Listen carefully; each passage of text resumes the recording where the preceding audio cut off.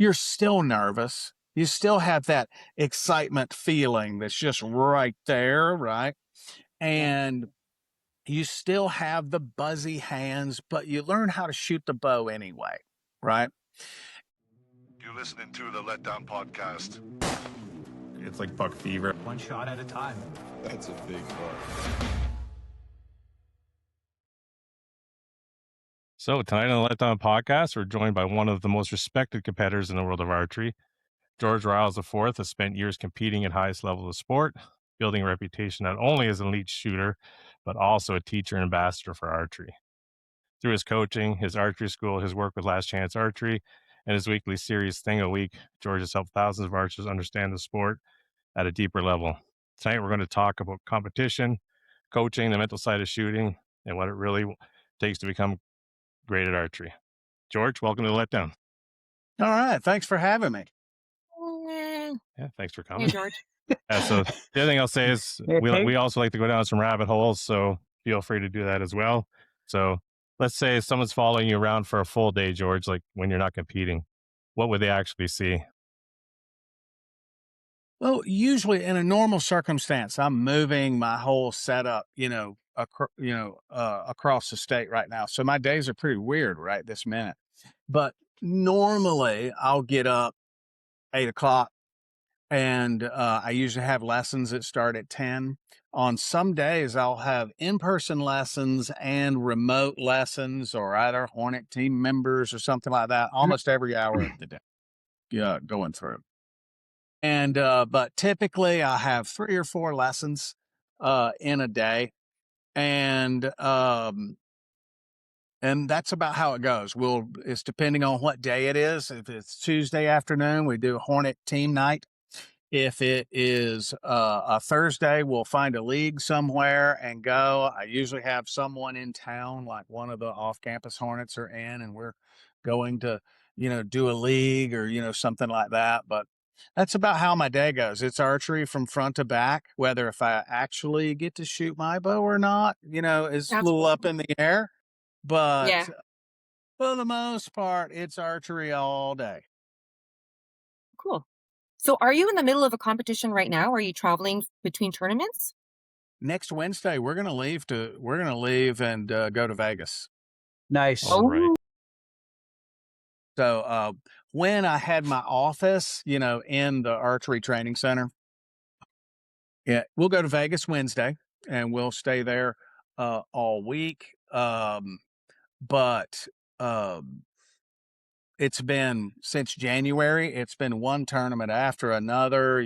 Kings and Neem Yeah. and Lancaster and NFAA National Indoor. We just went to that. So I usually have something like that going on. That's amazing. Most That's a full schedule. So Yeah, it gets a with your little crazy sometimes. January, February, it's a little nuts. November is a little crazy because we got a couple of international events that happen November, December. So that can get a little crazy with the holidays and all of that. But I'm pretty much booked up on the weekends. Either someone's in town getting a lesson or we're off at a tournament somewhere.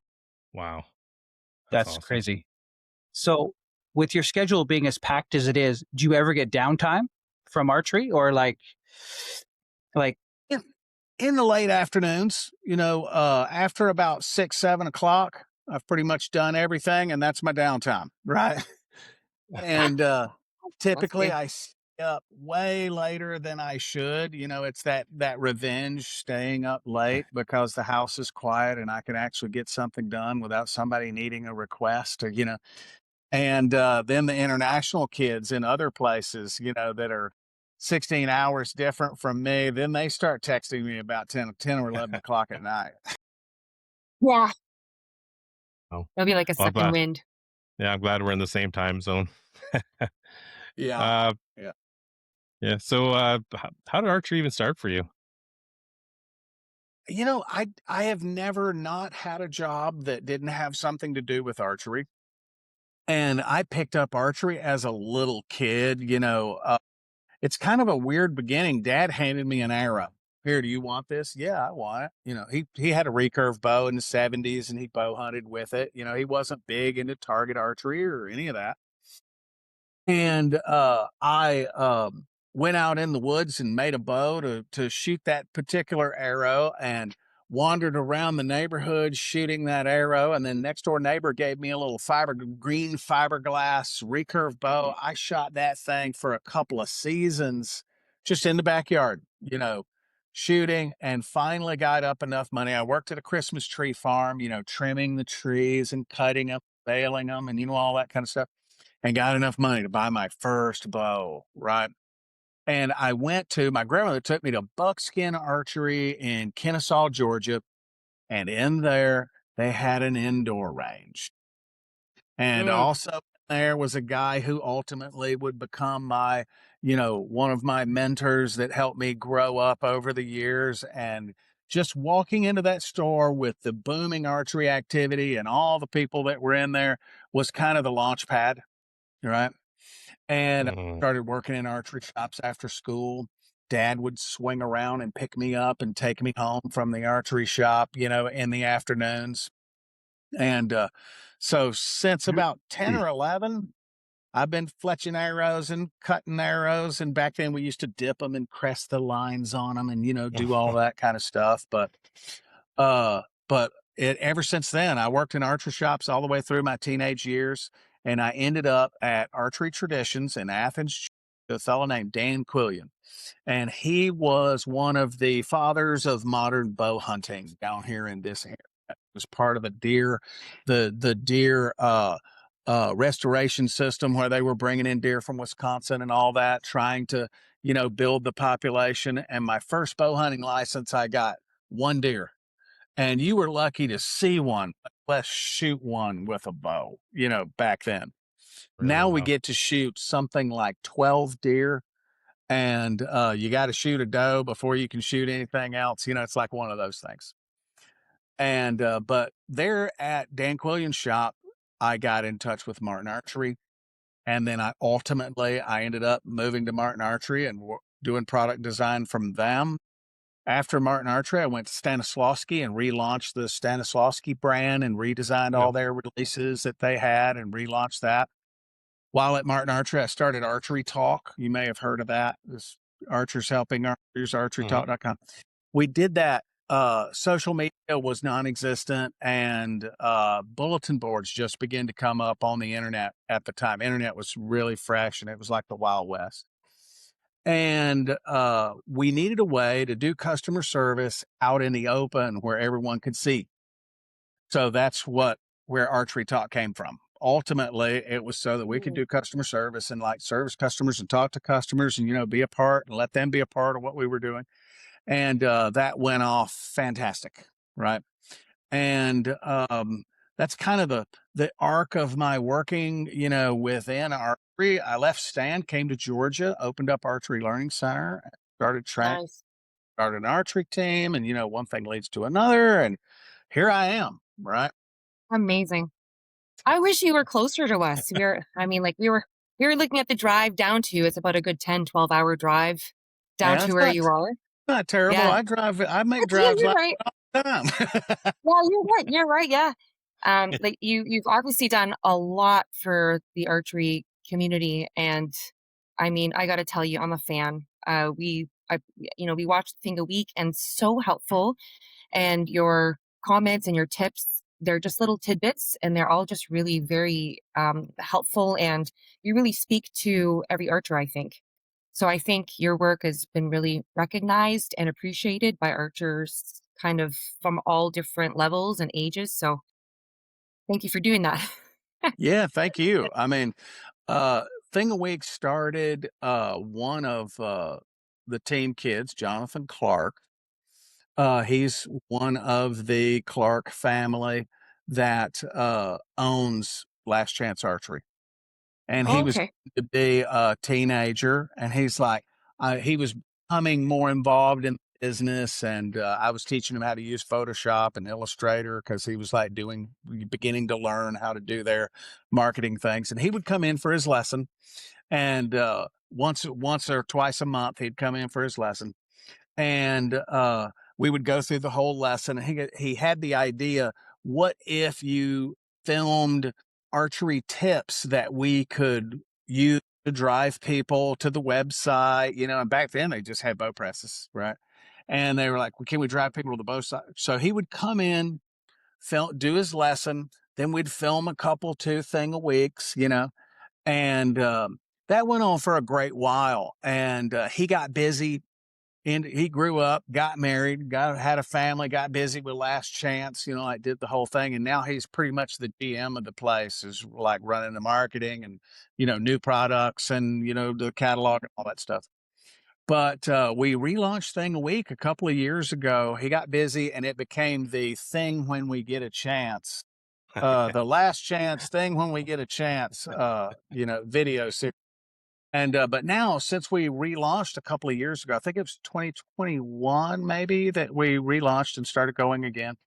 And we've done a pretty good job. I don't think we've missed a week, since then, because I'll go there. We'll put several of them in the can, and he's got an employee there that helps him with the editing and all of that sort of stuff. So it works. It works fantastic. We got a pretty good thing going. Tomorrow, I'm going down to Travis T-Bone Turner's house, and we're going to do a whole bunch of Thing of Weeks down at his house with his big yard full of targets and all that stuff, more Very bow cool. kind of thing. So we're going to do some cool stuff.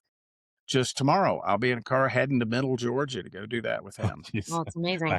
That's back awesome. on the road. Well, so Yeah. how do you know what tip to give on? Like, do you base it based on what your current archers are dealing with at the time, or they're kind of just some trends that you notice that you want to address? How do you get your ideas for Well, what to put? often it's like the one of the latest ones that I did was when to stop working on it. And that one happened because it's tournament season now, and I got people. They come to me in the midst of their lesson or whatever. They would come to me and say, "I've been working on this, and I'm trying to get this right, and my tournament scores are really low, and I can't." And I said, "Well, man, you got to stop working on it, right? You got to just shoot bow in the tournament." And I had said that to 2 or 3 people, during the week, during lessons. And I was like, oh, I need to do a Thing a Week about this, because that one's Yeah, like, yeah. seems to be often I get really good questions in the comments of the YouTube videos. And so that helps a lot to come up with new material. And sometimes I will see a whole lot of people, like when I'm just walking around at the tournament, and I'm just sort of watching everyone shoot arrows. And, I'll say, wow, that guy can shoot there. That looks really good. And then I go, oh, this guy, and I just see things and I go, I don't think I've done a Thing a Week about how to do that. So I'll just do that. Right. Interesting. Yeah. So So I get ideas from everywhere. Some people just send me a message and say, hey, do a Thing a Week about how to put your hand in the bow. I've been struggling with that. Right. Those sort of things. very cool. So it's like very interactive with the public, and so you're really like meeting a need that is out there, and Oh, right. I think that's Definitely. awesome. Yeah. So something that you just said that just kind of just Yeah. had a connection. So I'm a classically trained pianist, and that was why I went to university for that. And you practice a lot and you perform a lot, and you just said something to me that kind of reminded me about that, because you practice and practice and practice about 80% or 90% of the time, and then there comes a point in time when you have to stop practicing, and now you're starting to perform. You're performing in front of an audience, and I kind of find sometimes that archery is a little bit like performing. And Very. I was just yeah, I was just wondering, so like, one of the things to get over as a classical pianist was to get over that performance anxiety. Do you find that you have that kind of anxiety when you're like shooting archery, like when you're performing, or have you overcome that? Nobody ever overcomes it. Right. You will always be nervous. You will always have a high heart rate. You will always be affected by people in the room. Um, I noticed an odd phenomenon right after COVID. There was a couple of seasons. I didn't go to very many tournaments. And then the next season I came back and I ended up on the stage in the shoot off at Lancaster, right? And my knees were doing the sewing machine while I'm trying to shoot a bow. I'm like, what is this? Right.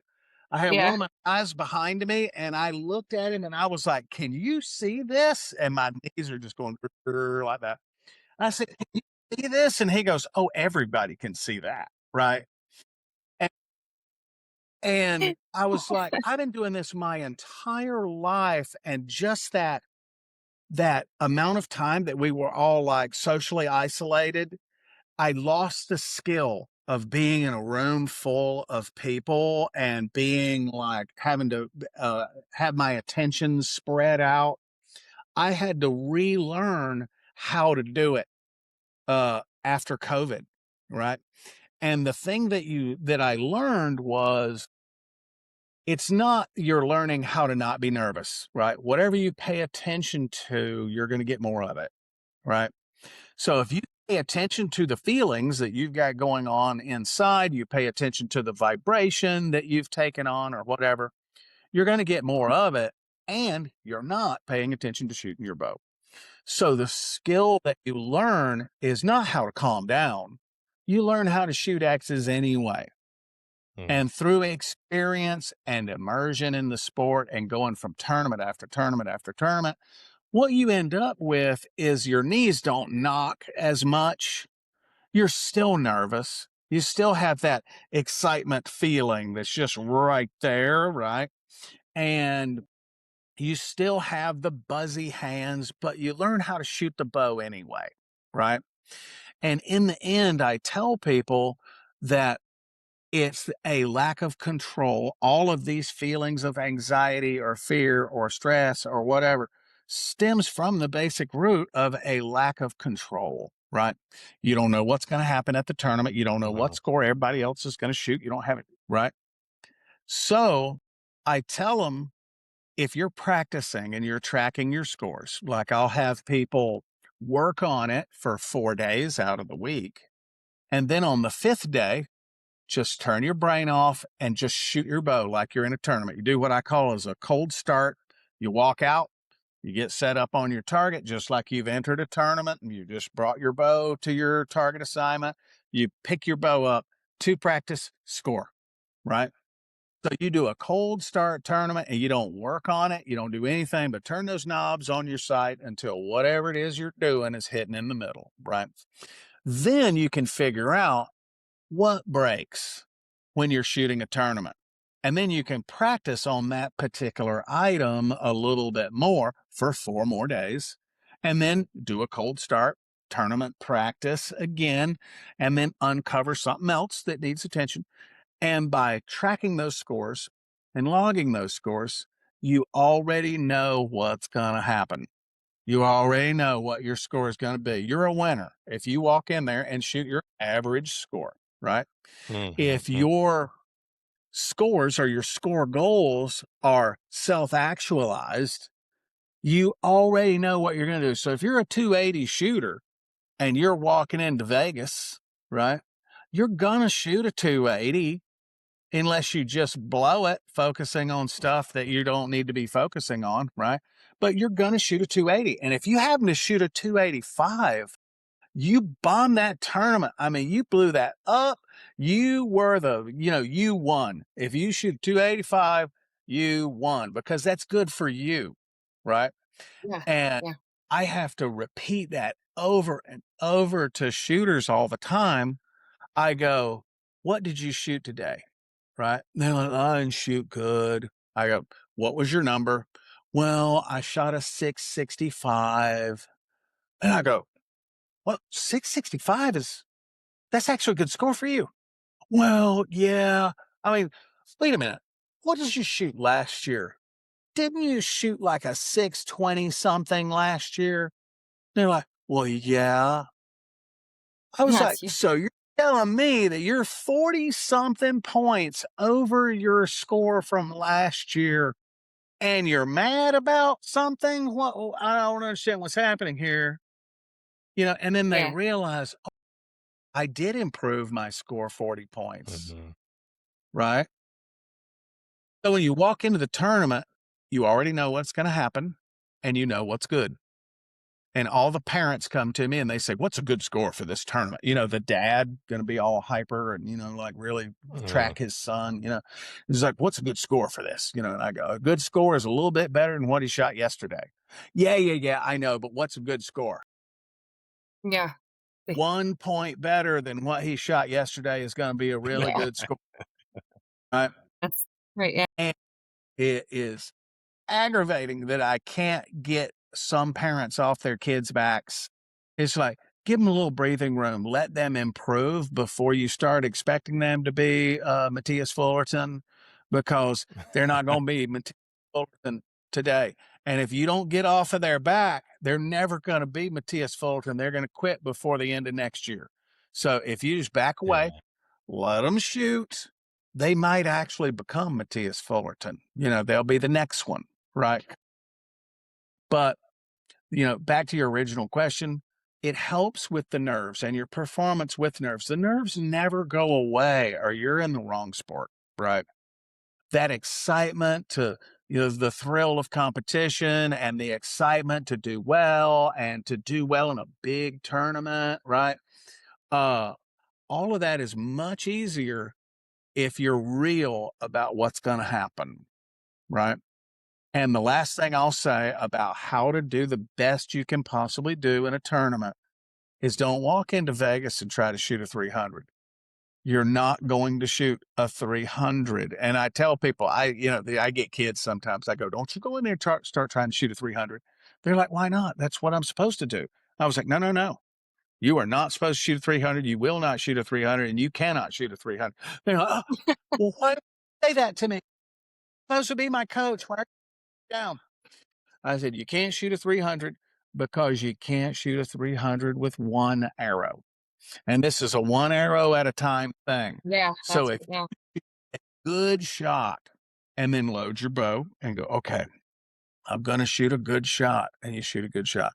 Then you load your bow. Okay. And let's say that shot doesn't go well. You just load your bow, go to the next arrow, and you try to shoot a good shot again. In the end, all of those arrows may accumulate to a 300 if you're shooting a really consistent, good shot, right? If you are trying to shoot a 300, you become that guy that misses the first arrow right out of the gate, right? You shoot 6X practice, and then, ladies and gentlemen, this is your first in for score. Bam, 9, right? And then, you know, I've seen some guys 9 on their first arrow, and then they shoot a 29X game after that. Because they tried to shoot a 300 on the first arrow, and it just doesn't work. Yeah. Yeah. That's all of that. It resonates truly. Yeah. And, That's my biggest problem is it's easy to get in my own way, right? So I have Yeah, that. really, No. all you got to do is Sorry. just shoot an arrow. Yeah. one arrow at a time. Yes. Yeah. Sorry, we had a bit of a buzz there. I apologize. I'll cut that out. No big deal. You know, this podcast that I started a great while back and did a few episodes with the guys, we called it Dry Fired because something always broke in the middle of the podcast. You have to scramble and put it all back together. So that way, it's a Dry Fired podcast. It's supposed to happen. It's supposed to happen. Yeah. So sorry. This question's for me. It's the buzz is probably me because I muted myself because I was coughing. Sorry. Going back, so you said you would show your teacher students and then you would have them practice that for 4 days. So like 4 days was your number.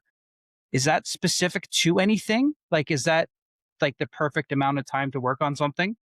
It's not. I mean, the way that I pick that 4 days is I'm assuming the ones that are high performance and they're in it to win it, right? They're not shooting archery for fun, right? If that's what you're doing, that's okay. You can shoot archery 2 days a week, 3 days a week, and you can be pretty damn good and have a great time shooting archery. But if you're trying to win, if you're trying to be the best, you know, all that, I'm assuming that they're practicing 5-6 days a week. So the point is not the actual number, but the point that I'm trying to make is that most of your practice is working on it. but then you got to Okay. test yourself too. So it's like, if everybody shoots 20 yards all the time, 20, 20, 20, all the time, trying to get better. So shooting 20 yards and trying to hit an X every time you let your bow go, that's like taking the test.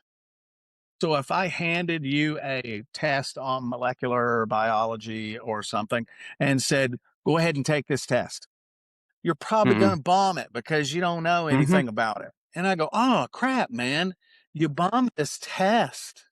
So go ahead, take it again. And you bomb it again. Lo and behold, oh my God, I can't believe it. I failed the test again. I could give that test to you 5 times and you're going to fail it every time. But if I hand you the book and say, all right, let's pull that target up closer and let's actually work on a piece of something, right? That's like getting the book and studying a couple of chapters. And then at the end of the week, I hand you the test again. You're going to get a higher score because some of those questions suddenly become more familiar and doable for you, right? And that's kind of how the TikTok of practice should work. Most people just go to their range and shoot a score and they go, oh, yep, shot another same score again. And they put their bow in the bag and they go home, right? They never actually work on technique. And when you're 20 yards away, just the struggle of trying to keep the pin in the middle of the target is enough to distract you from paying attention to what it is that you're doing. I mean, think about it yourself. How many times have you been trying to get a little thing right? You might work on it for the first 5 or 6 shots, and then you slip into just trying to hit the X or being frustrated because you're not hitting the X. And of course, you're not hitting the X because you're trying to fix this thing that you're working on, right? So that's going to make you miss a little bit, right? So you get mad, you shot a terrible score, and then you go home, right? But pulling the target up, eliminating the aiming component, and actually working on the body moves that you're trying to feel, you're trying to understand what is correct. That's the first thing. And then what does it feel like to me when it's right? And then can I repeat that feeling enough times until it becomes automatic? When it starts feeling automatic, you go, okay, I think I'm ready, right? And then you walk into your range the next morning to practice, score. And then you should see that score bump up a little bit because you actually studied a little before you took the test again, right? So the 4 days and then test it is not a hard, fast number. If you're a 6-day a week, or even some of my guys are 7 days a week, they shoot every day. But if you're like a 5-day a week, train for 4 of them. If you're a 6-day a week, train for 5 of them and then test it on the 6th day. And a lot of my high performance people that are out there like winning shit, they just practice, practice, practice, and the test is the actual tournament, right? And so that happens at the heat of the season, but we'll start working on, like, some of them are working on outdoors, the ones that have outdoor bows. They're already working on outdoors, but they got their Vegas bow all dialed and ready to go. So they'll go to Vegas and they'll do that tournament. And then it's outdoor season. When the last arrow hits paper, it's outdoor season. Okay, 50 meters, here we go. Right. So the practice pattern never really stops. But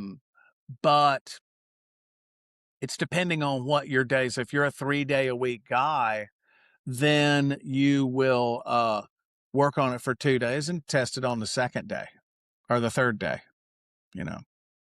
Thing, it's just based on how many days. I want you to work on it and then test it, you know, and however that TikTok needs to work for you, you know, you can do it that way. Okay. Pretty awesome. Thank you. One of the things I'm curious about, just as like Valerie and I are both, I guess what we would call intermediate coaches here in Canada, sort of follow a very similar training program as to the American Archery Association. USA Archery, with their training. They have beginner, intermediate, and then like a competition development sort of thing. So Valerie and I are looking to do that next, actually. But you know, like from the outside looking in, ALC, like you guys are running a great program. I'll be honest. Like I've seen a lot of things thing a week, and then I've watched some of your other videos. I've also watched a lot of your seminars on YouTube. You built a really solid training setup, especially with young archers. So it actually goes into keeping something like that running. Well, it's a lot of work, and it's like herding cats when it comes to like trying to gather everyone. It's like, okay, who's traveling with me to Vegas, right? And I get crickets in the group chat. Uh, the It's kind of like herding cats, right? But I have anywhere from 70 people. I have a few that are local, and I have lots that are from everywhere. And they, the ones that are on the team, they like pay their team dues, and they're and I'll check in on them at least once a week. Hey, how's it going? Everything going all right? Or they'll send me a message. I'm trying to fletch my arrows and I can't get these things to stick. We'll hop on a Zoom call and I'll show them how to make their veins stick. Or I got this problem and I can't fix it. They get access to me all the time, right? They just send me a text message or send me a video or whatever. And right after this, I've got one over in California, and he says, can you just hop on for a minute? I need you to see something. It's a little funky, but it's shooting really good. I just want you to check it, right? So we'll hop on 15 minutes. I'll watch him shoot a couple arrows, and I'll go, it's great, So it's a lot of seat of the pants, kind of organization, because I basically, if I don't hear from them, I assume everything's going great. And then if I hear from them, I deal with whatever it is that they need at that time. In the summer, when everybody's out of school, it's like a revolving door over here. I'll have 2 or 3 of them in town all the time. And, the couple of them go out, couple of them come in, and it's just constant all summer long with them coming in and out. And then when it's tournament time, like let's say we're going to go to Gator Cup, and that's a tournament that we would drive to. The gang will fly into Atlanta, the ones that are farther away than driving distance. And then we'll all gather up into however many vehicles, or I'll rent a big 15-passenger van. And we'll go down to Gator Cup. I rent an Airbnb. It's got a big enough place where everybody can have a room. We got a giant dining room table so we can all sit around the table. And at Gator Cup, I usually pick a place that's got a big enough yard that we can put targets up in the yard and we can practice in on days that they're not actually shooting, right? But that's kind of how that goes. I just sort of keep track of everybody as we go. I usually have 10 or 12 of them traveling with me when I go to an event. I'll have another, 10 or so show up at the event, and they're traveling with their parents, and then we just gather together once they're all there. So that's kind of how that goes. So how That's do you awesome. keep young shooters engaged? Well, that's the thing. The Hornet program is like high performance, right? I don't have to inspire those kids to shoot. They can't not shoot, right? Yeah. And I have that level for those kids. So I don't have to inspire them. I don't have to chase after them or any of that. The other kids, it's archery for fun, right? And your job as coach, the young ones, is to make them fall in love with it. It's not to perfect their form. It's not to turn little Johnny into Matthias Fullerton before he's 10. It's not any of that, right? Your job is to make them fall in love with it. So when they're an under 15 shooter, that division is a bloodbath. Those kids on the the world level, all the U15 kids, they are shooting crazy scores. I wouldn't want to be in the middle of that at all, right? I'm in the old man division and I can barely handle it. These kids are shooting crazy scores. Then when you're a U18 or a U21, I should say, the U18 is the toughest one. Then you got a job. Everybody wants to know what you want to be for the rest of your life. You don't know where you go to college. You don't know what your major is going to be. And stress everywhere, right? And if you haven't put in the groundwork for them to fall in love with it, and you haven't left enough space for them to enjoy archery without an overseer constantly cracking the whip, right? The minute they get stressed out because the score requirement is ridiculous in the U18 division, or you are so busy you only get 3 days a week, right? And all this pressure at that particular transitioning from a teenager to a young 20-year-old trying to go to college, you got to give something up because the stress is so much. You're like dying on the vine. You're going to drop archery because that's the easiest thing to get rid of, right? So the trick when they're young, make them fall in love with it. Pop balloons, let them use a wrist rocket, just let them fling arrows. The idea that they're going to develop something that they can't fix. So we got to make sure it's perfect, right? That's not true. I've seen old men who have had target panic their entire life, and once they know what to do, they're able to fix it, go through the whole process and fix it. And finally, in their 60s, they're able to put the pin in the middle and actually let it go without some spastic electrocution, type thing. A lot with, people that's like riddled with target. But if they're not in love with it, they're not going to do that extra work to be high performance. And one of my bigger mistakes as a coach was assuming that everyone was headed toward being a world champion, Olympic champion, something like that. I didn't leave enough space for people to just have fun with archery. And after a little while, I realized I've got my funnel set up to where I've got the basic kids, and then I got intermediate kids, and then I have those kids that are like, they're better than intermediate, and they're like, can I try out for the team? Can I be on the team? And it's not how good you shoot, it's what is your capacity for work, right? And I'll tell them sometimes, I'll go, you only shoot 2 days a week, right?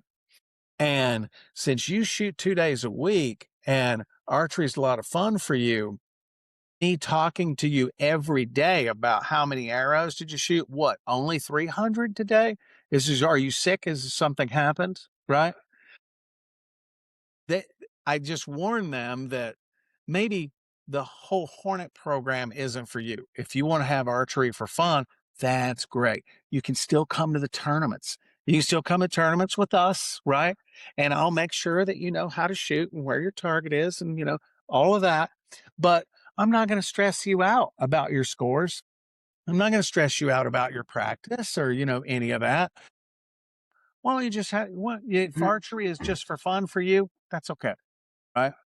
The ones that are archery crazy, they're the ones that end up on the team and they're traveling and they drive me nuts. We'll go to a tournament. We'll be out there all day shooting arrows all day. And then we get home and they're like, hey, can we shoot a few more arrows? Can we get the light out, set it up on the target? Can we shoot some more arrows? I'm like, what do y'all mean you want to shoot arrows? We just shot a whole tournament. We're sun-baked and everybody wants to just die on the couch and there's 5 or 6 of them. No. Let's go outside when it's cool. We'll just put the light on it. We'll shoot. And they'll shoot all night. Oh, wow. And I'm like, guys, that's amazing. Guys, we gotta be up at 6 and be back over there by 7:30. It's midnight. I think it's time to come in. Right? I think you got it. You can stop practicing. That's awesome. Right? That's great. Yeah. We're talking about kids that really love the sport. We had last episode, we had a young gentleman on. He's 23 now, Cam Palachuk. This guy, my God, he is in love with the sport. He was telling us his practice days, he's 6 days a week, 100 to 200 arrows a day. Just before a tournament, he'll shoot 500 arrows a day. And he is just, and the wisdom that comes out of that guy when we were talking to him, he wasn't he was a very quiet guy. And I could see how that would definitely help him in archery because of, he doesn't get worked up about things. if he misses the target, he's analyzing why he missed the target, not getting angry at missing the target. He's like, okay, out of those 100 shots, he's probably analyzing all of them. It's incredible. Like this does. I wish he lives in Alberta, which is, 3 provinces away from us, but I wish he was closer, because man, oh man, I'd love to just to hang out with this kid for the day, just to See him in action. soak up Yeah. that passion, because Yeah. it was amazing. And then I've got another young little guy that he really wants to get into 3D archery, and he's shooting 100 arrows a day right now in his basement. So I get to train him I get to coach him this summer. So I'm looking forward to that. But Yeah, and yeah, he's 8, and he's archery crazy, right? So you he is gotta let him archery crazy. fall Yeah. in love with it. Yeah. Don't be too intense. It's like, oh darn, I didn't shoot a good score, and I'm super nervous or whatever. I mean, at 8, they don't know how to regulate emotion. They don't Yeah. know how to they don't know how to compartmentalize emotion so that they can perform. All they know is that they love watching that arrow fly, and their brains aren't even fully developed. They don't have executive function yet, right? So standing back, and it's like, man, I'm super nervous at the tournament. It's like, of course you are, bro. You're at the national championships. You're supposed to be nervous. Now, go on over there, have a great time, and shoot your arrows. And if you shoot great, awesome. If you don't shoot great, nobody's going to take away your birthday. It's going to be fine. So we'll just start working on it. So let's go over there and just shoot your bow, have a good time. And at the end, we'll see what happens. Well, what if I don't win? That's not up to you. That's up to how good everybody else shoots. The only thing you can do is shoot yours. And then the other people will decide whether if you win or not, based on how good their score is, right?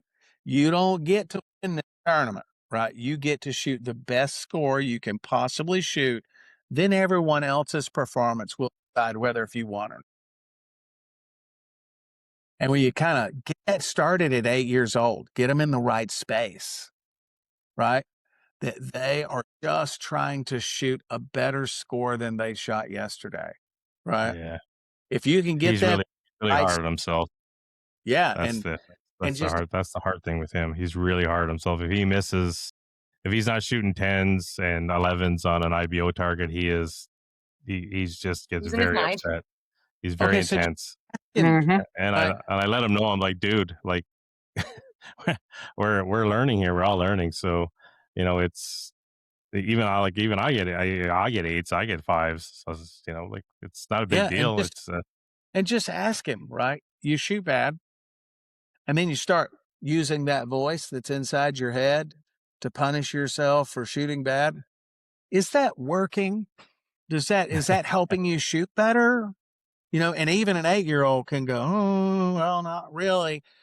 When do you shoot better? Do you shoot better when you're focusing on what you want? Or would you shoot better focusing on what you didn't get? Right. Mm, And get them in a space to where they realize that this habitual behavior of getting angry, performing how angry they are for anyone who may be watching, and then missing the next 3 shots, right? Is that Mhm. working? Maybe Mm-mm. we should try something else, because, and you can tell the kid, just say, if I stood over you with the switch and whipped you until you got a math problem correct, would you be able to think and get math if I was constantly punishing you while you were trying to figure this out, right? mm. Would that help you? Would you like doing math if it was an exercise of constant punishment, right? And then you can show them that that's punishment for not knowing how to do it, punishment for not being good enough yet, right? Isn't productive at all, right? And you do want to shoot good, right? They'll go, yeah, yeah, yeah, yeah, right? So if you shoot a bad shot, forget that shot as fast as you possibly can and load your bow and try to get that shot. Say, okay, here we go. I'm getting ready to shoot. This is going to be the best shot I've let go all day. And then try again. If you get it right, do it again. If you made a mistake, forget about it. Everybody is really proactive about getting to the bottom of why they're missing. Mhm. What Mm. does that do for you knowing how you missed? You Yeah. need to get to the bottom of what's causing all them X's, right? Mhm. And you'll get Mm. more of it if you focus on what's getting you X's. But if you diagnose and really dig into how you punch that trigger, you're going to get really good at punching that trigger, right? Yeah. Mhm. You don't really want that. It's much easier to be proactive instead of punishing and reductive when you're trying to teach yourself how to do something really hard. And you got to give yourself time to learn it. Yeah. Yeah, for sure. That's So great advice. mm, So I'll George, I wanted definitely to use it. ask you because like sometimes you have some really amazing archers, but they just can't quite break down the technique or the psychology behind shooting and practicing like the way you can. So I've noticed that you've been able to break things down in ways that I've not heard anybody else break things down. As like, how did you have a mentor that kind of led you through this process where you were able to kind of break down this technique, or was this something that you came all kind of from your own experience, like through teaching? Yeah, it's a blend, right? I had some great coaches, right? Bill Mills, he was coached by Al Henderson, which was one of the greatest coaches out there.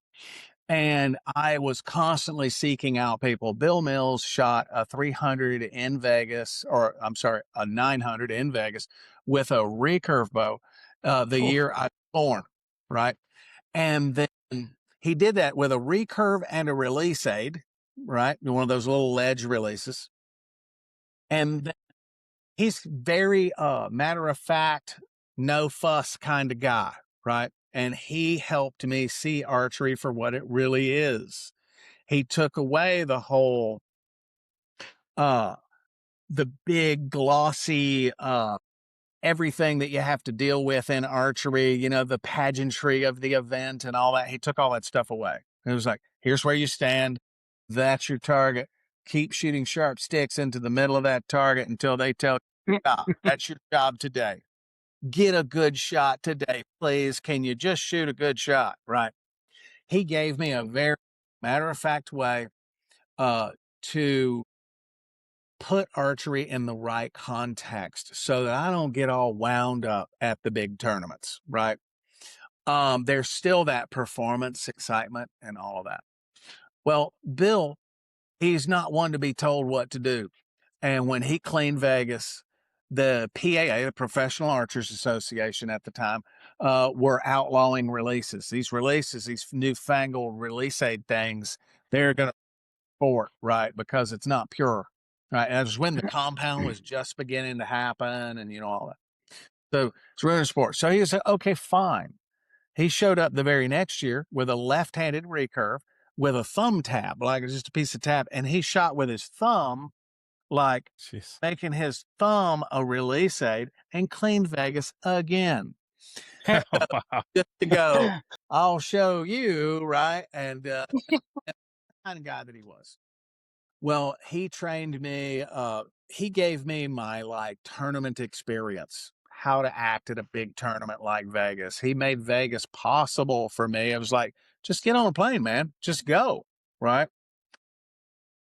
And he also, like, opened up the whole world, you know, the Atlantic City Classic, Lake of the Woods, you know, Cobo Hall, all the great indoor shoots, right? He, let me know about all of that stuff.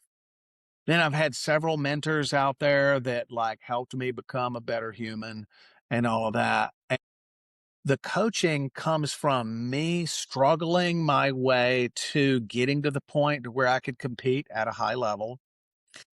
Um, I had good teachers that taught me how to teach, and then just years of experience in coaching because I started coaching people in my late 20s and I'm 55 now. So I had a lot of years doing it.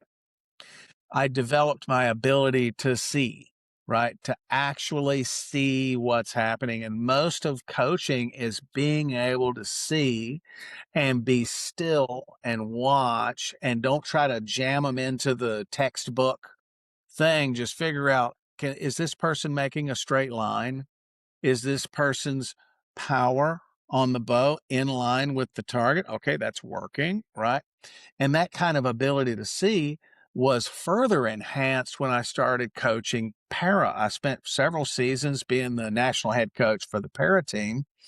And when you got a guy that shoots with his feet, you're not going to talk to him about back tension. You got to figure out how he creates a straight line. Yeah. When you got a dude with one arm and trying to bite it, and it took a long time. It was one of the most interesting things I've ever done, because I could figure out, how the heck is this person even shooting an arrow? And what is the dynamic between how an arrow flies out of the bow when this guy lets it go with his teeth, And as I began to understand how all of that stuff worked, I developed the ability to understand what's happening and how to watch all the bits move, how to watch everything separates, right? When when the release goes off, all of those things, and all of that stuff together, and teaching a broad range of people. I will have 15 different ways to teach you how to do one thing, right? And a lot of my problem with a lot of the canned coaching things, like the USA Archery level 1, 2, 3, 4, all of that, is they teach a dogma that has only one explanation, right? And one explanation can't resonate with everyone, right? Mm-hmm. So being able to modify the explanation, or basically trick someone into getting it right the first time by telling them to tell them this thing, or whatever, you trick them into getting it right, and then you go, Yeah. ha, you did it. Now, did you notice what that felt like? Yes, I did. I said, okay, let's do it again, right? And then from that point on, they have control over whatever that skill is. But being able to modify the explanation and make people understand what you're trying to convey, so that they can, in their mind, feel what it should feel like, and then be able to reproduce it, right, is the biggest challenge that a coach has. Because I've got some dudes that are so athletic, right? I can say, change the degree of that just a couple of degrees and give me just a little bit more pressure, or make that movement 50% less, right? Just back it down a little bit. You're exaggerating. Just give me 50% less. And they're able to nail it, right? But then I've got some dudes that are so unathletic. They can't run, they can't catch, they can't do anything. And like Colby Hanley, the one that founded UltraView, was one of those. He just was not the athletic type. And the kids on the team would go, hey, Colby, catch. And they'd throw something to him to watch him try to catch it. As that was their gag. Well, Colby had insane work ethic, right? It took him longer to figure this stuff out. But when he figured it out, he had it, right? And as soon as he got to the point to where he figured it out to the point he was winning, they couldn't do anything with him after that, because the athletic kids didn't work as hard as he did, right? So Right. his skill level was much more intense. Even though the kids in practice could shoot a good score, Colby's setup was bulletproof, right? Yeah. So that's the difference. It's not like everybody asks me, do you think my kid can do it? And I said, well, of course they can. If they want to, they can. If they just want to do archery for fun, probably not, right? But if they really want to figure this out, and they really want to see what is their peak ability, if they squeezed every last drop out of their human potential to get as good as they could possibly be, what would that look like, right? The ones that are striving for that, they will figure it out. If they're missing arms, if they have zero athletic skill, if they have no rhythm, nothing, they can figure it out. And the challenge as coach is figuring out, what have I got to tell this guy so he can figure out what this feels like, right? Because they have no feel, right? Because the unathletic people, they don't really have a good body proprioception. They don't know where their body is in space. They don't know if their elbow is here or what. They just can't feel it, That's right? me. Yeah. Like, how do I Me. trick you into getting that right so you can feel it once? And then once you feel it, you go, aha, I got it. I know what that is. I can do that. Right. Yeah. So, and that's the biggest challenge as a coach is being able to see and understand what you're looking at and how to modify the explanation to the that they get it. So switching from coach to athlete, you've been shooting well. You've been shooting well this year. You know, Lancaster. How was that? How did that feel to win Lancaster? You know, I would love to say that I shot great at Lancaster, but to be honest, the dudes that I went against at Lancaster in the matches, they usually beat me, right? And I Well, shot one good match score. I cleaned one match against a guy who beats me all the time, right? And he was like, "Whoa, you really not like knocked it out." I was like, "I don't know where it came from, but okay, I'll take it." Right?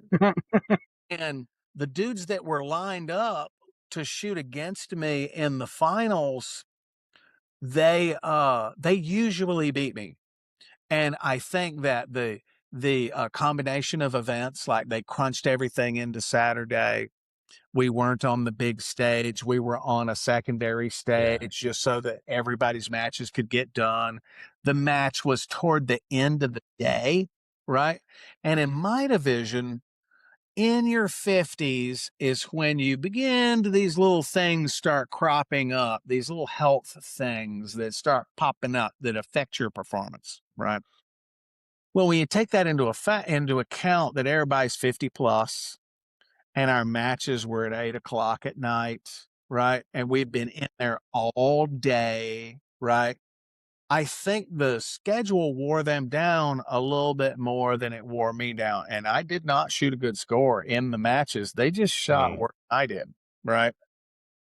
Now, Kings, on the other hand, I shot great. I would say probably my best mental performance ever, to Oh, just right on. shoot a tournament, right?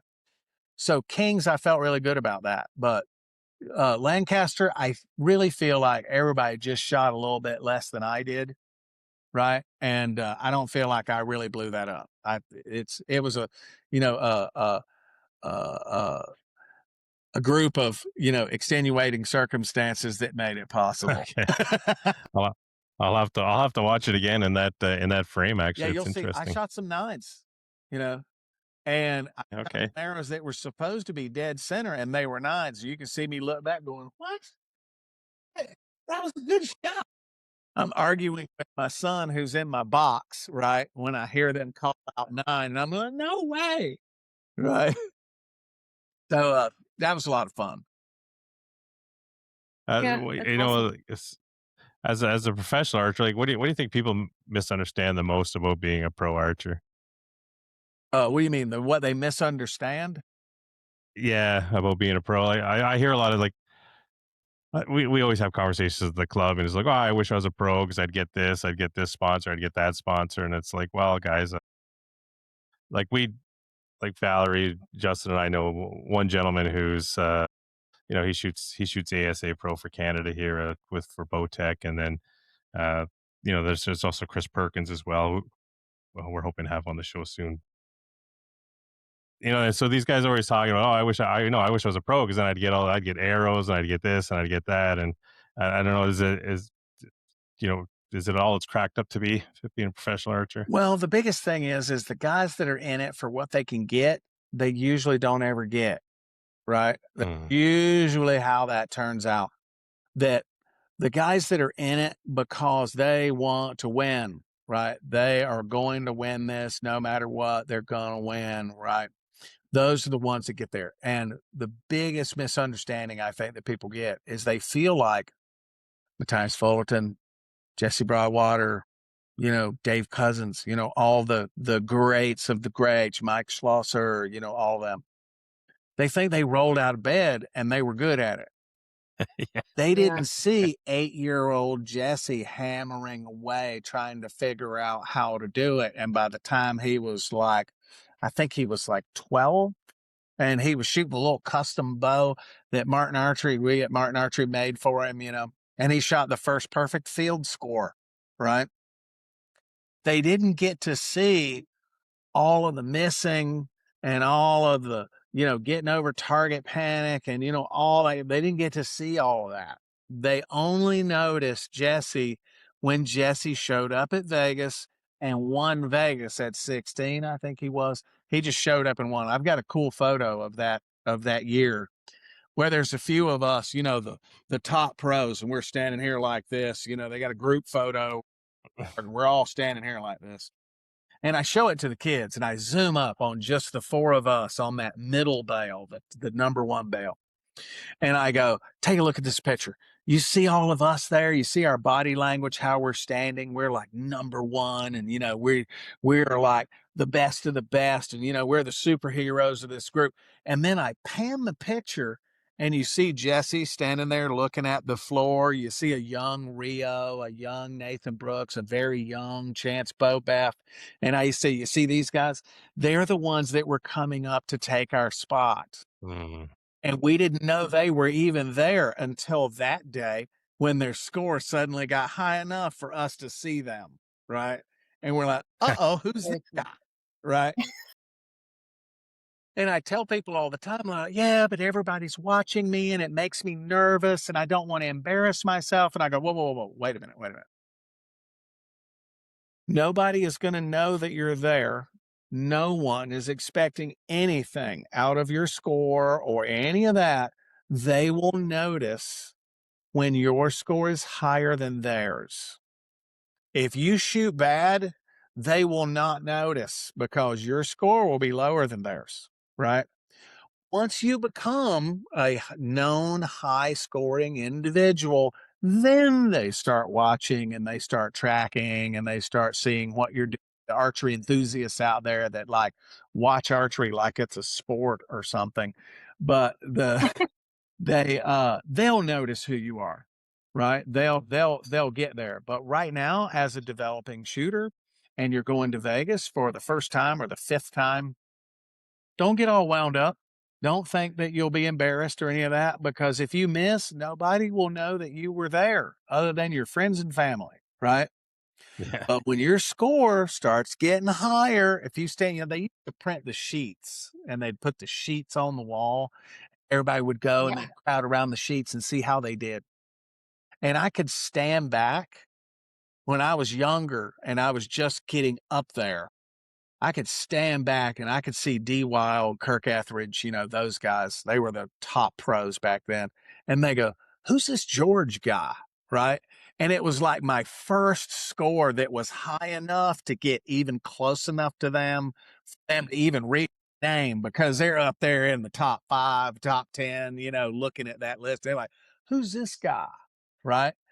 And funny story about the story that I always tell that illustrates the whole nobody will know you were there until you shoot a great score, right? Is I had just shot it was like one of the first years they allowed compounds in USA Archery National Indoor. And I showed up there. I didn't even know what they had just put the little X ring in the target. And I didn't even know they were scoring the X ring as 10. And I got in there and I was shooting along. And then they said, I was like, what do you mean? This thing is in the 9 ring, it's in the 10. He was like, are you kidding me? You didn't even know that we were scoring the inner 10. And I was like, no, I didn't. Right. Shot a crazy score. It was a world record that lasted for 5 days because D went down to Costa Rica and broke it before my paperwork even got out of the, building. Would you hate that? Yeah. And I got on the plane. And I'm sitting on the plane, feeling really good about myself. I did really good.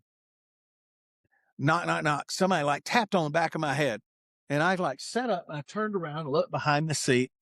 Kirk Etheridge was sitting right behind me.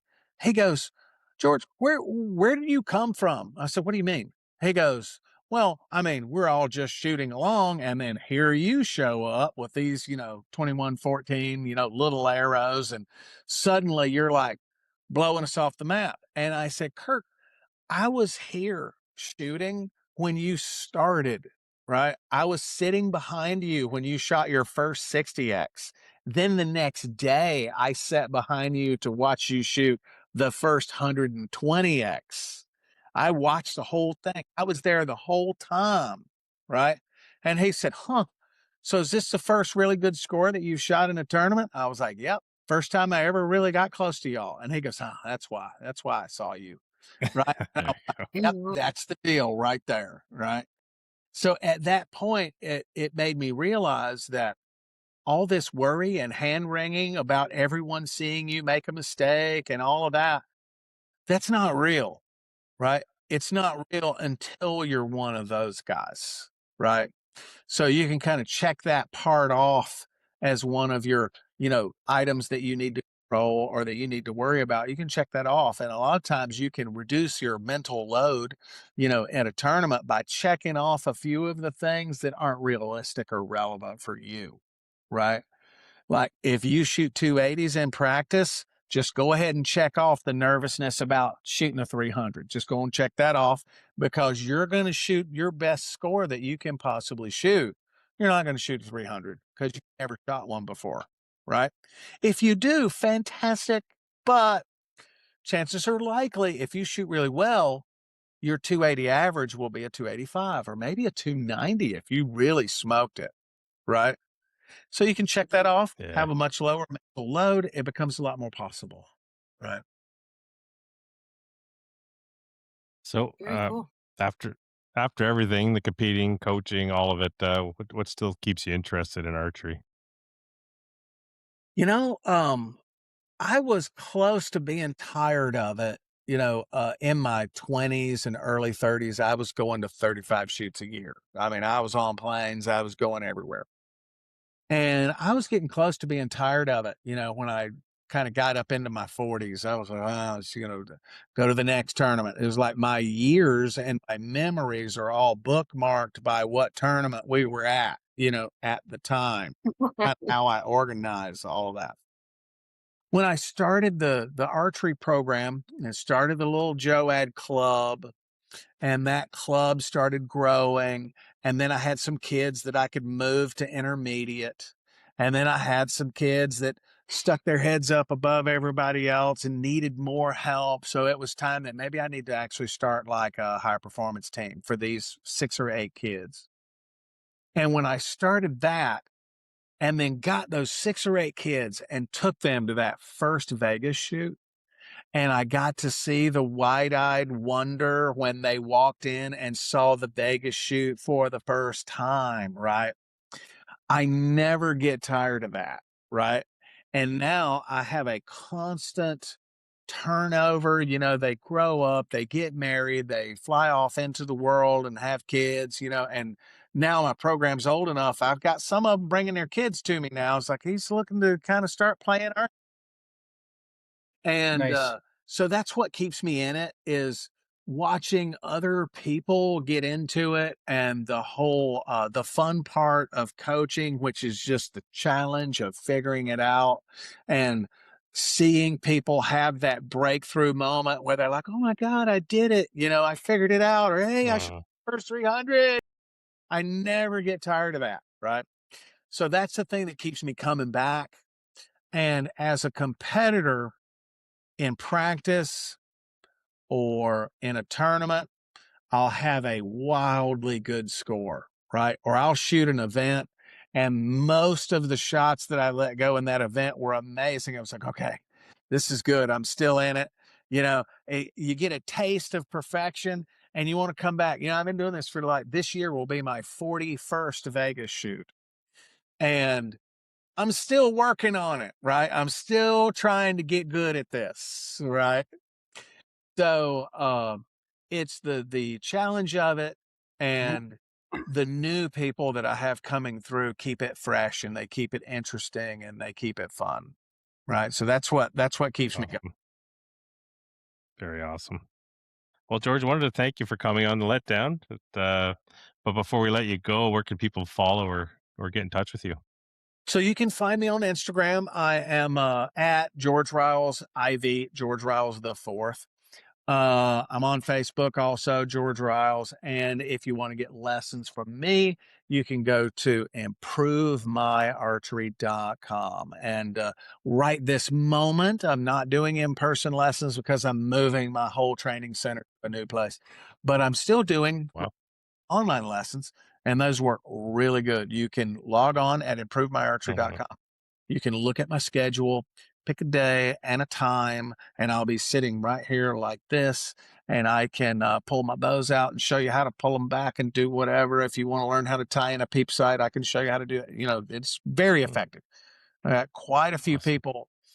There was many years that I didn't do remote lessons because I didn't think it was going to be valuable enough. I didn't think I was going to be able to see enough or be able to help enough. But COVID forced me to do it because my business went to flat zero when COVID came. Yeah. Right? It's like, man, I had my best year ever in 2019, and then boom, zero. I was like, well, here we go, starting over again, you know.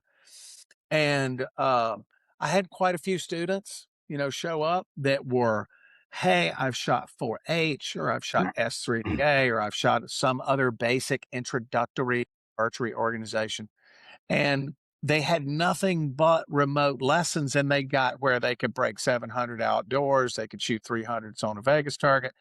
And I was really surprised at how effective it really is. So if you're wondering whether if it's effective or whether if you can learn enough, I can tell you enough in an hour. You'll have enough stuff to work on for a couple weeks after. Yeah. Yeah, actually, yeah. just sorry, before we let you go, Valerie and I actually, as a birthday gift, our friend Levi Kolatai, he actually had a lesson with you. He's a bare bow shooter. I can't remember when was it, October? It was in July. It was about July. July, yeah. Mhm. And he had a lesson with you. But yeah, I know you've had so many you probably don't remember, but yeah, he really enjoyed it. He showed us the film, and he was smiles the whole time. So he's a huge fan. So he loves Thing a Week. He's always reminding me, you got to watch this one, you got to watch that one. So it was great. Yeah. So, and it really helped him. Like, it's helped him with his archery. So it was good. Yeah, that's good. I love it. I love that Thing Week is popular and people are really enjoying it. And I love it when I go to like a big shoot and folks go, hey, a Thing a Week, man, that episode about such was so great. You know, I love that. Right. So I'll keep going as long as I can. Yeah, that's awesome. Yeah, it was really Awesome. cool. Yeah. Yeah. Thanks again, George. All right. You're most Thanks for welcome. Thanks for coming having All me. right. I'm going to stop it, and we'll just hang on for just 5 minutes, maybe. All right.